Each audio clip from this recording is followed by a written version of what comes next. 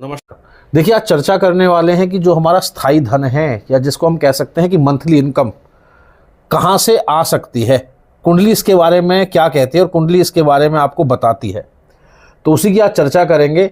कुंडली में कौन सा भाव आपकी स्थायी इनकम को दिखाता है, ठीक है। उसके कुछ रूल हैं, उनको हम बताएंगे और इसको आप अपनी कुंडली पर लगा के देखिए। और अगर आप वह कार्य नहीं कर रहे हैं जो आज हम बताने वाले हैं, तो उनसे आप सोचिए कि किस तरह से आप जुड़ सकते हैं उन कार्य से। मैं ऐसा मानता हूं कि आपको स्थायी इनकम वहां से जरूर आएगी।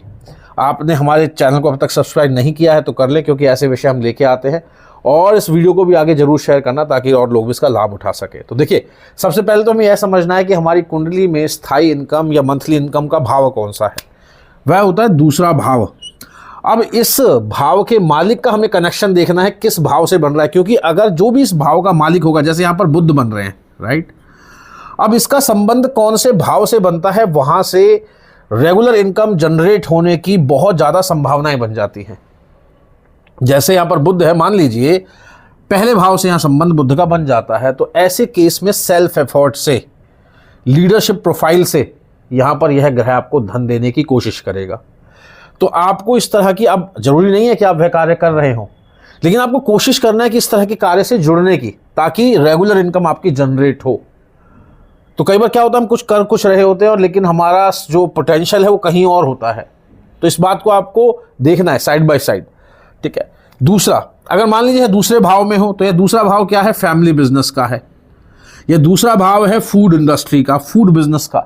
अगर बात करें बैंकिंग का है, तो ऐसे आपकी देशकाल परिस्थिति, क्योंकि इसमें बहुत बड़ा रोल प्ले करते हैं, तो आपको देखना है कि क्या संभावनाएं आपके आसपास बन रही हैं, किन कार्यों से आप जुड़ सकते हैं।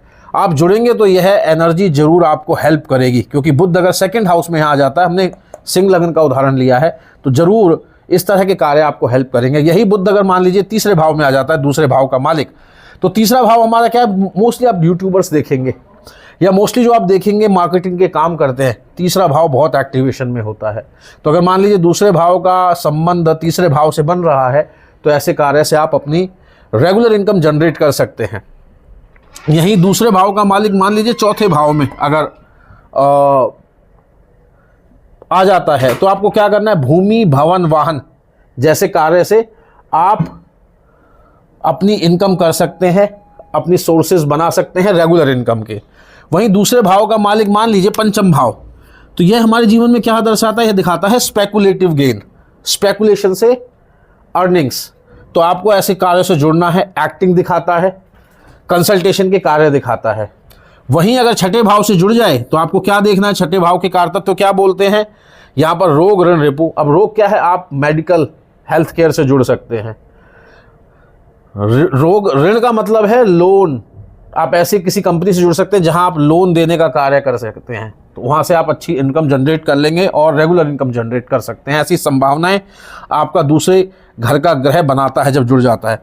अगर दूसरे घर की एनर्जी 7th हाउस से जुड़ जाए, तो यह आपका, ऐसे लोग बहुत अच्छा बिजनेस में अपना सफलता पाते हैं, बिजनेस में बहुत अच्छे कामयाब हो जाते हैं। और वहाँ यह भी दिखाता है कि बहुत अच्छे जो इवेंट को अरेंज करने वाले लोग होते हैं, बहुत अच्छा कर पाते हैं। क्योंकि 7th हाउस हमारी विवाह का भी है।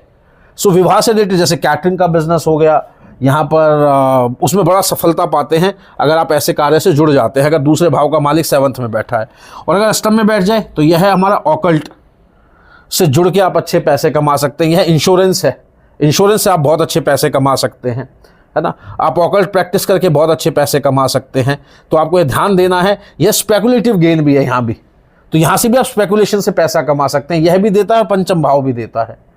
वहीं 9वें भाव में आ जाए, तो यह क्या है हमारा यह है अध्यात्म का भाव, धर्म का भाव। तो एनजीओ से जुड़कर आपकी एक स्टेबल इनकम यहाँ जनरेट हो सकती है। दूसरा, यहाँ पर ट्रैवल का भी भाव है, तो ट्रैवल से रिलेटेड कार्य आप कर सकते हैं। फॉरेन एजुकेशन से संबंधित कार्य आप यहाँ पे कर सकते हैं, उससे एक आपकी रेगुलर इनकम जनरेट होने की संभावनाएं बढ़ जाती है। 10वां भाव, अब यह भी आपका कहीं ना कहीं अथॉरिटी को दिखाता है। तो ऐसे कार्य जो अथॉरिटी से चलते हैं, कमांड से चलते हैं, लाइजनिंग से चलते हैं, तो वहाँ से आप बहुत अच्छी इनकम जनरेट कर सकते हैं। 10वें भाव में यहाँ पर देखना है तत्व क्या है। यह थोड़ा सा यहाँ पर ट्रिकी हो जाता है, इसमें ज़्यादा दिमाग लगाना पड़ेगा, लेकिन अथॉरिटी है ये आपकी, तो अथॉरिटेटिव जो भी काम होंगे उसमें आप अच्छा अर्निंग कर सकते हैं। 11th हाउस ये आपका लाभ का भाव है, लेकिन कैसे कमाते हैं ऐसे लोग? बड़े समूह से जुड़कर।